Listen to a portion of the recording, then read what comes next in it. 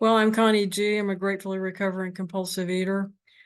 I weigh and measure 3 meals a day from the gray sheet, write them down, call them into my sponsor, and don't have any food other than those meals, no matter what. And abstinence is the most important thing I do for myself every day, one day at a time, besides worship Jesus. That's my first goal in life. And I've been weighing and measuring my food on Gray Sheet since November 15th, 2001. I had a moment of rebellion in 2007 and was put back to day one on September 15th, 2007. The rebellion was in not calling my sponsor on time, but I never did stop weighing and measuring my food. So I have weighed and measured my food since November 15th, 2001. I have approximately 145 pounds of physical recovery, and I'm very grateful to this community. And by the grace of God, I hope to be a member of this community every day, one day at a time, until I die. There have been some GreySheeters who have been very good role models for me, who were abstinent until hours before their death, and I'm very honored to have known them. Today, I'd like to focus on life and death. That gray sheet means life and death to me. First of all, when I first came to the program, um, I weighed almost 300 pounds, and I'm only 5'1". Um, and I've been a compulsive eater my entire life, tried everything, including 2 medically supervised liquid diets. One of them is the brand name OptiFast. And then there was another one. When those didn't work for me, I finally thought I would try OA. Unfortunately, OA had no abstinence in it. And I descended into a 9-year eating frenzy that resulted in my gaining back all the weight that I had lost in the medically supervised programs. I've lost 100 pounds and gained it back 3 times in my life. And that was going on until I came to Gray Sheet in 2001. I had to be near death before I was willing to submit my will to my higher power. The way it happened was my eating was getting worse and worse. And my husband bought me several books from the internet. And by the way, he's a gray sheeter too. He had severe diabetes. He was walking with a cane from his neuropathy and was about to go on insulin. So I was hiding my eating from him more and more because he's a compulsive eater too. So I didn't want to influence him negatively any more than I could have. I was hiding. And I had a habit of uh, going to get a lot of food in my car at night. And in the dark, I would eat. And one of my compulsive eating habits is to eat very fast. That's just one of the symptoms of it's usually called binge eating disorder, BED. Well, one night I was eating so fast and so much that I almost choked. And it occurred to me all of a sudden that I could very easily choke to death in my car at night. Nobody would know. I wouldn't come home. My family wouldn't know where I was. I'd be dead in my car, humiliated with all that food around me. And obviously, when I would be found at some point, it would be clear that I had choked to death on the food. When that knowledge washed over me, I started panicking even more than ever. And I remember sitting down, well, the way I found Gray Sheet, I sat down in my bedroom not long after that happened, and I told God, I said, I don't know what I'm going to do. I'm going to die. I know I am. And then God put these words in my mind. Go to the internet and search binge eating disorder.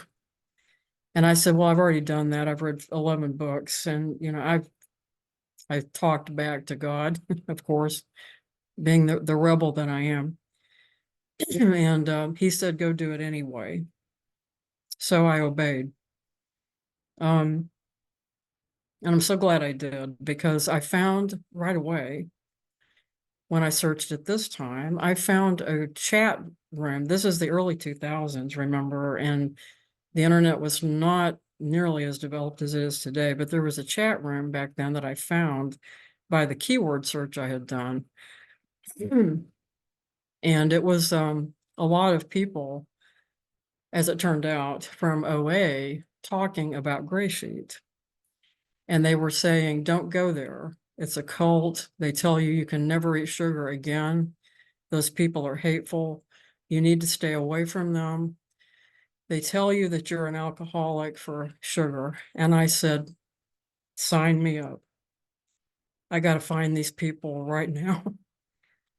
And so I'm grateful to those particular OA people for being so hateful about Gray Sheet, because they showed me what to look for, because that was the diamond life and death moment for me. I am a sugar addict, absolutely, and I am an alcoholic for sugar. By the way, my grandfather was an alcoholic for actually alcohol, and so was my mother. So I think there's a genetic component to that. So I did a little more searching, and I found the phone number of a Gray Sheeter. I won't say her name for anonymity purposes, but she's a longtime Gray Sheeter, very famous among our, and she was in a different time zone from me. Uh, so I knew it was early enough to call her, so I did. I called her, explained my whole situation. And I said, I'm a little bit afraid, because it's another eating program, and I'm so mental about this. And she gave me the best Gray Sheet answer I think there could possibly be. She said, well, try it for 2 weeks, and if you don't like it, we'll be glad to refund your misery. And I thought, well, this is different, because, most of the time people coddle you, and there was no coddling going on in Gray Sheet, I could tell. She gave me the number of a woman who had recently moved from Chicago to Cincinnati. By the way, I live near Dayton, Ohio, or I lived in Dayton, Ohio at the time. So she gave me the number of a Gray Sheeter who was moving from Chicago to Cincinnati. And then within 1 week, I was in a Gray Sheet meeting in Cincinnati. So you can see by the grace of God that when you surrender, God will show you the way. And it continues to be life and death, one day at a time for me, because I remember I have been keeping it green. I remember what it was like, and I'm very grateful that I do. I don't ever want to forget the terror of being a prisoner of this disease that wants me dead. When I talked to the Gray Sheeter from Chicago on the phone, she was very blunt with me. She said, you have a disease that wants you dead, and you're at the last house on the block. This is your last chance. And I knew it. It was definitely my last chance. And I'm so grateful, because as we go through life, we can see how Gray Sheet saves our lives every day. Recently, I had an experience, and I'm still going through it. A little You have 5 minutes left. Thank you. I'll wrap it up pretty quickly. My recent experience is that I had an auto accident. I hurt my right leg, quite a bit. And I am so grateful that I am not diabetic because I would have lost my leg. Every time I look, my leg is still healing from this accident. And every time I look at it, I think, if I had descended into diabetes, which I almost certainly would have because both my parents were diabetic. And my father would have died from it, but he died from lung cancer earlier. He was compulsive in many ways. And so every time I look at my leg, I'm so grateful to God that I still have it because I see people all the time who are very obese. They're in wheelchairs, they're missing one leg or both legs. And sometimes, other limbs too. And diabetes is rampant, as we know, in our culture. And I know that there are many reasons people can come down with that disease, but compulsive eating is almost certainly the main reason. Um, we don't like to admit that as a culture, but that's what I believe. And I pray for those people every time I see them. I'm not judgmental because that could be me. And when I had this accident in October, and I'm still the long story, I had a hematoma. It turned into um, an a wound. I was allergic to the wound medicine. I got blisters. It's been a long story since October. Um, but I really think that by now, I might very well not have my leg. If I had been diabetic, and I'm not diabetic, because I'm on gray sheet. And my blood sugar has been fine. It's tested fine. Every time I get that test back, I get on the knees that I still have.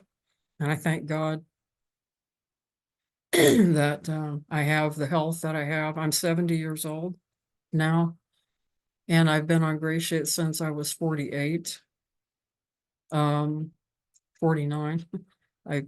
To me, every day is one day. The first day on gray sheet, I tend to lose track of the exact time, um, because every day is the first day on gray sheet to me.